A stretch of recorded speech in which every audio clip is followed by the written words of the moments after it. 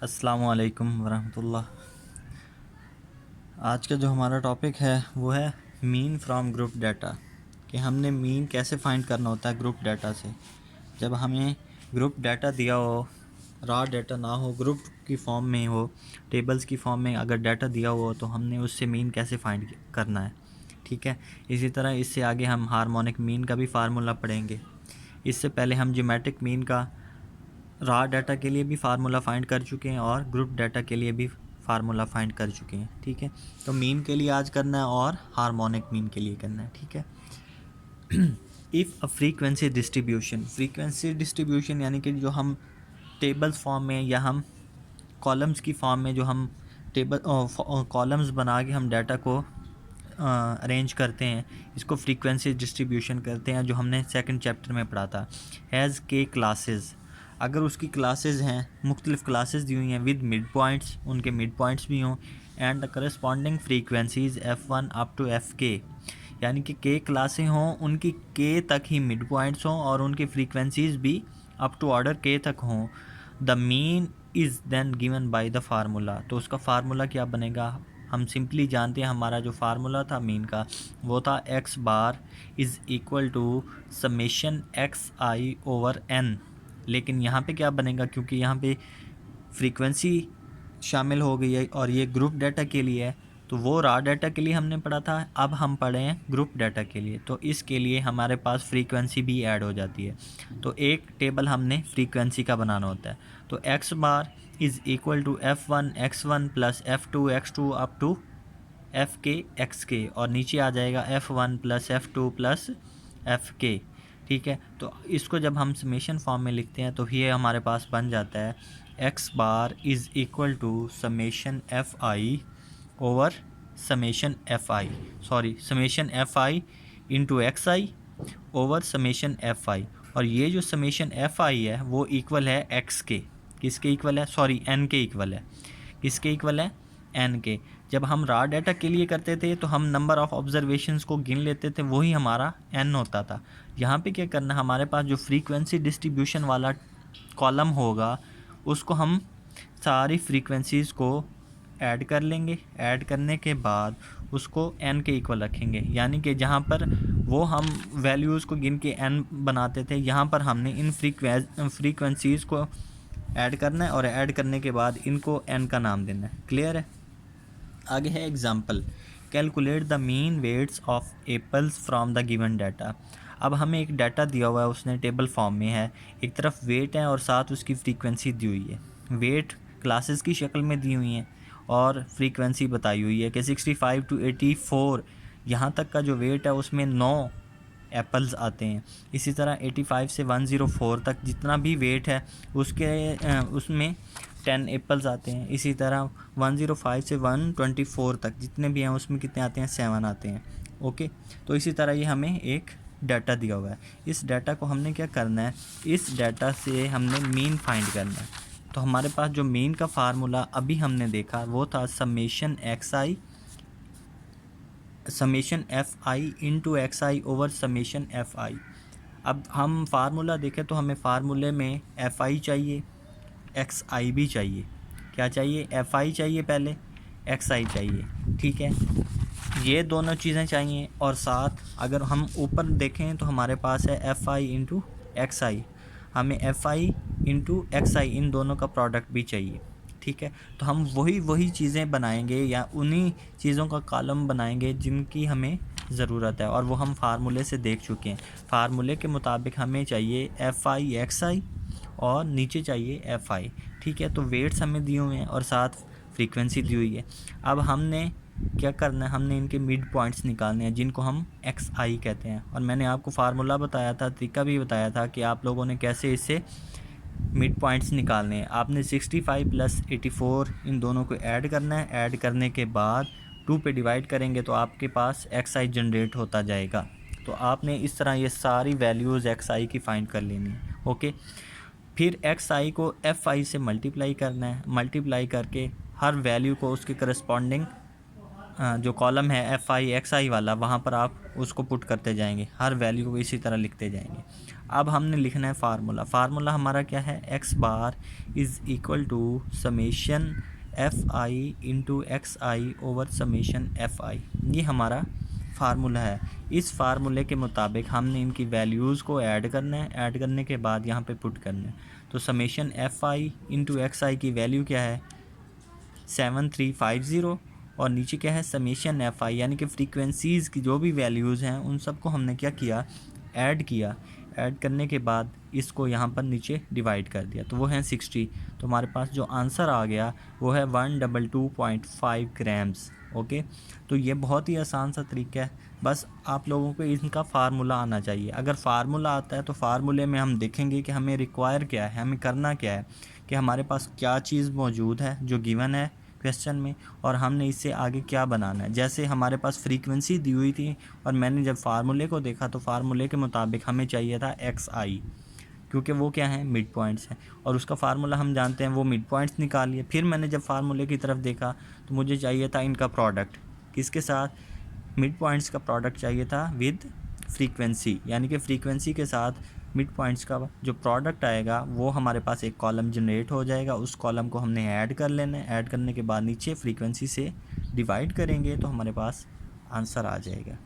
Okay, अब next जो हमने पढ़ना है वो है उसके लिए हार्मोनिक मीन के लिए। ठीक है, सेम यही प्रोसीजर है जो हमने अभी अभी पढ़ा, बिल्कुल वैसे ही।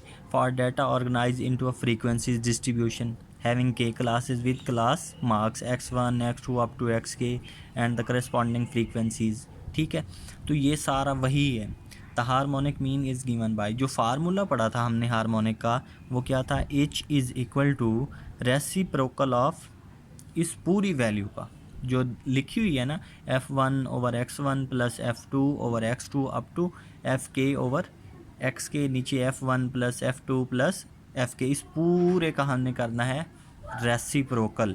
ओके, और ऊपर जो वैल्यूज़ हैं f1 over x1 f2 over x2, ये अगर आपको याद हो तो मैंने आपको बताया था कि इन वैल्यूज़ का पहले ही हम रेसिप्रोकल कर चुके होते हैं। तो यहाँ पर हमने जस्ट फ्रीक्वेंसी को ऐड किया है, क्योंकि जब हम ग्रुप डाटा में जाएंगे या फ्रीक्वेंसी डिस्ट्रीब्यूशन में जाएंगे तो वहाँ पर फ्रीक्वेंसी ऐड हो जाती है। तो वो फ्रीक्वेंसी क्या की हुई है, हमने सिंपली मल्टीप्लाई की हुई है। जैसे पीछे हमने फार्मूला पढ़ा वहाँ पे भी हमने फ्रीक्वेंसी को मल्टीप्लाई किया, तो यहाँ पर भी फ्रीक्वेंसी को जस्ट मल्टीप्लाई कर दिया। वरना जो हमने लास्ट फार्मूला पढ़ा था वो ये था, reciprocal of 1 over x1 plus 1 over x2 plus 1 over x के, और नीचे एन था।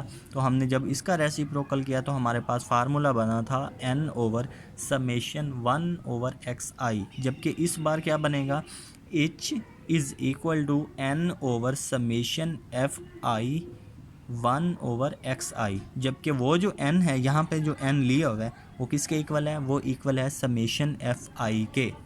n किसके इक्वल है, समेशन एफ आई के। ओके, अब हम एग्जाम्पल की तरफ जा रहे हैं। 3.4 एग्जाम्पल है आपकी बुक के मुताबिक, compute the geometric and harmonic means of the following data. ये हमें कुछ डाटा दिया हुआ है, इस डाटा के मुताबिक वो कहता है ज्योमेट्रिक मीन भी फाइंड करें और हार्मोनिक मीन भी फाइंड करें। अब देखें लास्ट में हमने जो पढ़ा है वो है सिंपली मीन। ठीक है, अब हमने ज्योमेट्रिक मीन को भी यहाँ से स्टडी करना है, इसी तरह हार्मोनिक मीन को भी इसी एग्जाम्पल से स्टडी कर लेंगे। ओके, तो यहाँ पे जो डाटा दिया हुआ वो हमारे पास दो कॉलम्स हैं, एक है एक्स आई का और एक है एफ आई का।